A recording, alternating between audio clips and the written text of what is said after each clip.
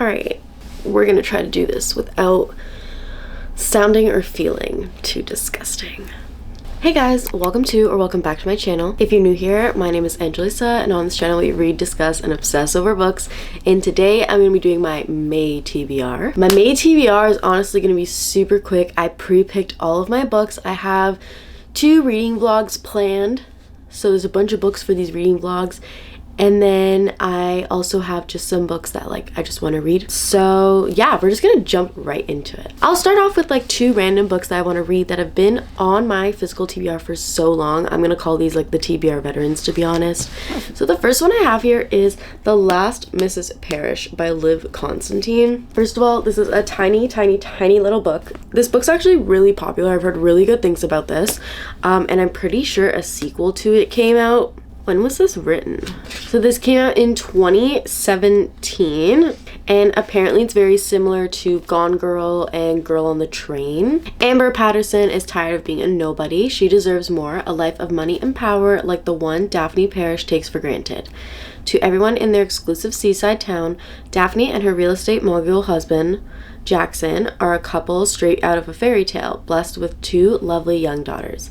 Amber's envy could eat her alive if she didn't have a plan. She uses Daphne's compassion to insinuate herself into the family's life, and before long she's Daphne's closest confidant and growing closer to Jackson. But will a skeleton from Amber's past crumble her well-laid plan into pieces? So yeah, I think this will be really good. It's also a Reese's Book Club one, so the audiobook came up, so I thought it'd be really good to read it this month. The next book I have is the second Percy Jackson book. I read the first one last year, and I haven't picked up a book in the series since. So one of my goals this year is to finish at least, I think, 5 series that I'm in the middle of. So I thought maybe I could do this one. I really love Percy Jackson. They're really short reads.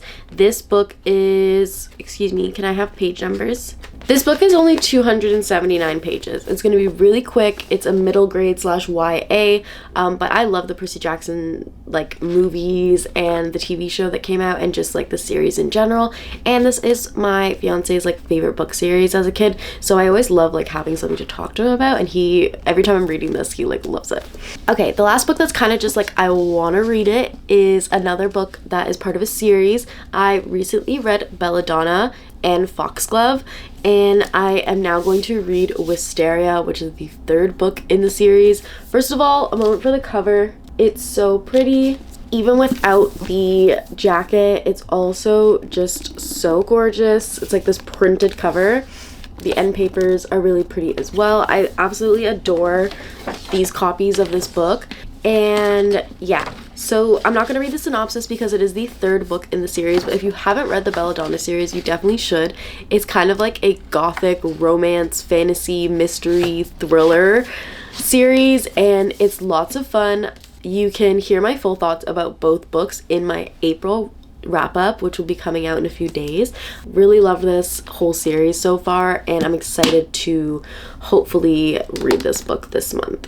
Okay, next we have a bunch of books that I'm hoping to do a reading vlog for, but basically part of my reading goals for 2025 is that I have a few genres on my bingo card that I want to read at least 5 books of, and a few of those genres I haven't read any books of at all yet. So I was okay, I need to start diversifying my genres. I always read romance, fantasy, mystery, thrillers. Those are my top 3. So let's get into, first of all, the genres that are on my bingo card. So the first one is nonfiction. I don't read a lot of nonfiction in general, and I want to read more. The second one is sci-fi. I also don't read a lot of sci-fi, so I want to get into that genre more. I've read a few, but it's definitely not one of my top genres. Another genre that I've literally never really read any actual books of is horror. If I do read a horror book, it's a side genre, it's mostly a mystery thriller.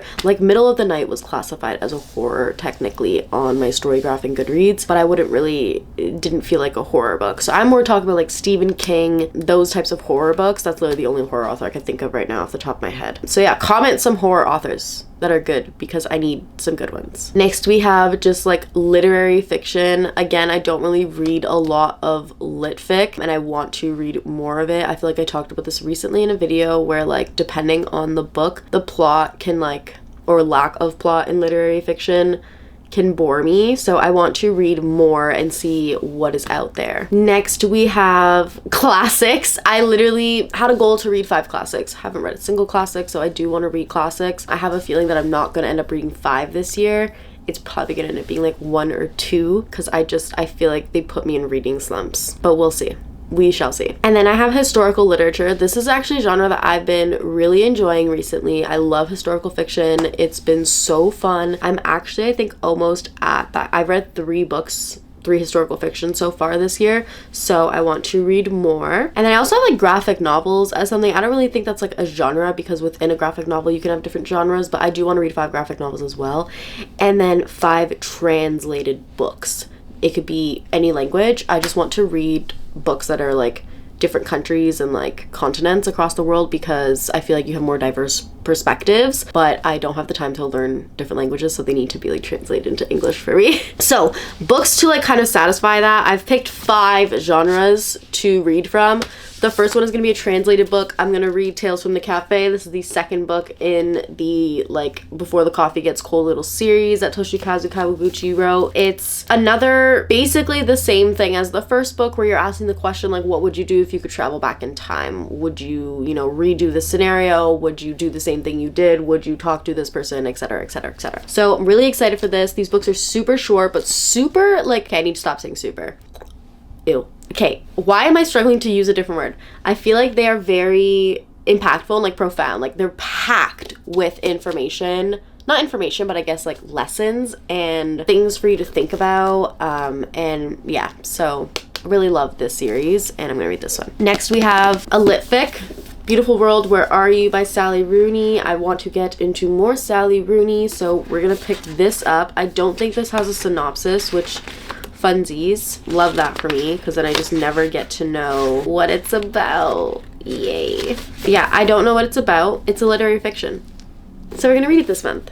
Next, for my nonfiction, I decided to pick a kind of like memoir based off of a movie that I love. No, not based off a movie. That a movie is based off of that I love, called Girl Interrupted by Susanna Kaysen. If you didn't know, the movie Girl Interrupted with Angelina Jolie, it's a memoir, so I want to read the original memoir. And okay, if you haven't watched Girl Interrupted, you don't know what I'm talking about, I'll read you the synopsis really quick. So, in 1967, after a session with a psychiatrist she'd never seen before, 18-year-old Susanna Kaysen was put in a taxi and sent to McLean Hospital. She spent most of the next 2 years in the ward for teenage girls at a psychiatric hospital, as renowned for its famous clientele such as Sylvia Plath, Robert Lowell, James Taylor, and Ray Charles, as for its progressive methods of treating those who could afford its sanctuary.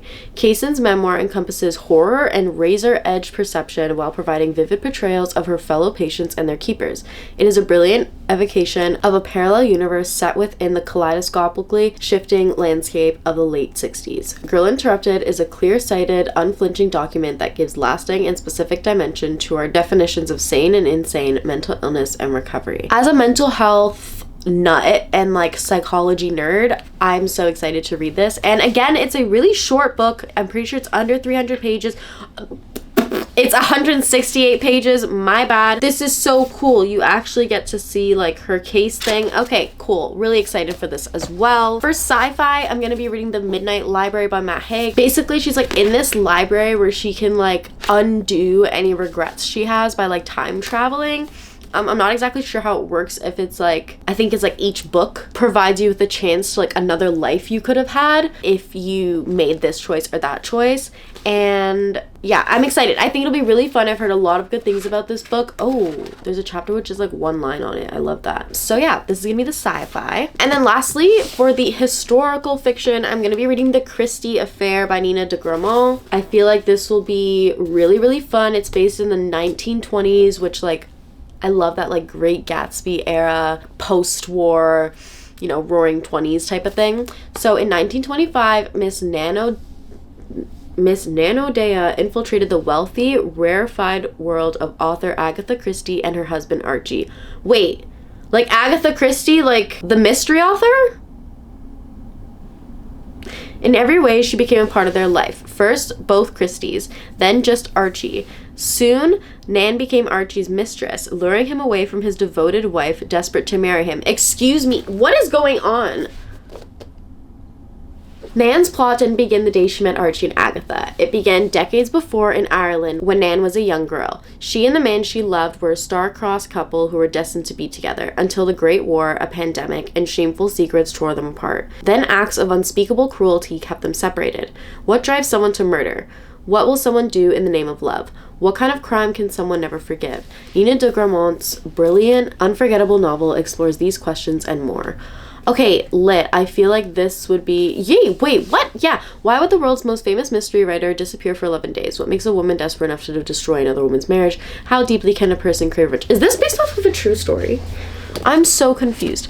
Kristen Novel, guys, I'm so sick this week that like my brain is not working. I hope that you're here for the chaos and that people don't click off and unsubscribe. Kristen Hanna has a blurb on here, which I think is so cool because I love Kristen Hanna. She's such a good historical fiction author, so I have a feeling I'm really gonna like this, but I'm really interested in whether this is like based off of a true story or not. It is! It's a fascinating glimpse into history with the sensational unexplained disappearance of Agatha Christie. Stop! Okay, I'm excited! Wait, I actually picked really good books. I kind of just like went on a whim and was like looking at different genres on my shelves and was like, okay, I need to pick one of these, one of these, one of these, one of these. I'm so excited. I love when I'm shocked by books that are on my bookshelf.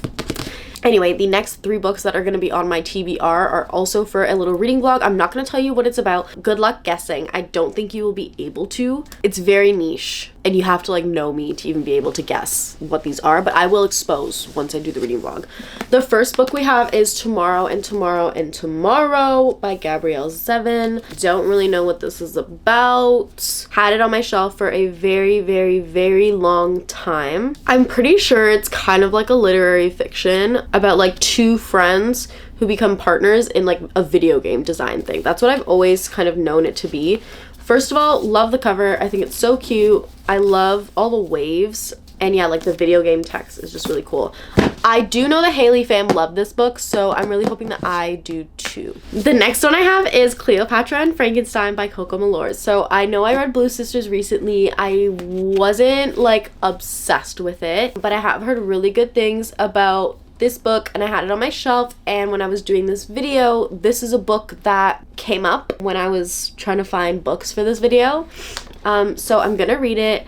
I'm pretty sure it's supposed to be like, I don't know if it's supposed to be like loosely based off of them or not. I don't actually know. I'm pretty sure it's just about like a very impulsive, like messy marriage, and there's also like things going on in each character's lives as well. It's giving very much like a Sally Rooney vibe, but a little bit different. A lot of people say that like this needs to be a show of some sort, so we'll see how it goes. All right, the last book on this list is The Secret History by Donna Tartt. So this is definitely like a dark academia, very intense vibe. The synopsis for these dark academia books are always so short.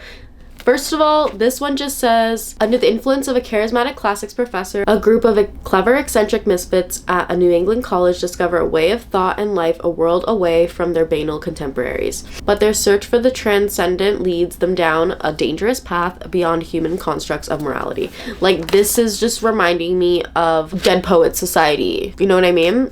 So we'll see. This book does, this is a longer one. So, you know, we had a lot of short books. We gotta have a thicker one in here. There's 559 pages in this. Also, there's like no acknowledgements, no about the author, nothing. It's literally just like the end of the book, and then you flip the page and like that's it. There's nothing. There's like a little thing about her other book. But yeah, I've had this on my shelf for a very long time. It's been sitting in my TBR cart for so long, so I'm really excited to get to it now. And yeah, oh, my nails kind of match the cover of this. Okay guys, so that is like all 11 books I've put on my TBR. I am in the middle of a few books, so those are kind of gonna like carry over into May, so they'll probably be my May wrap up, but that is what is on the reading plans. Thank you guys so much for watching. I hope you enjoyed. Comment what you're planning to read for the month of May, or if you don't have a TBR, maybe just what you're reading right now, or some kind of upcoming reads that are on your TBR. Don't forget to like and subscribe, and hopefully I will see you in the next video.